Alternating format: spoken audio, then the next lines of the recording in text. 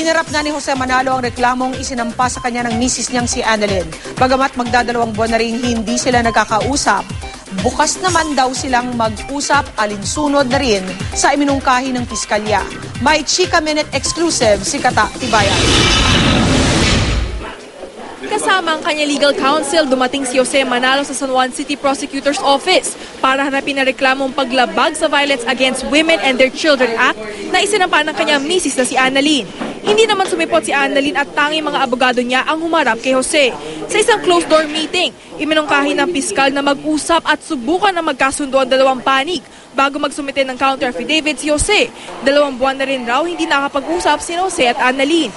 Ayon sa kampo ni Annalyn, isang TRO ang kanilang natanggap mula kay Jose na nagbabawal kay Annalyn na lapitan si Jose.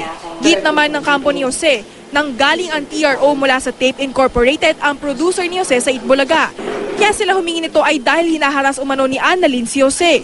Bukas naman daw ang magkabilang kampo sa usaping amicable settlement. We are pleased that Jose Manalo finally presented himself and he is willing and prepared to submit his counter affidavit.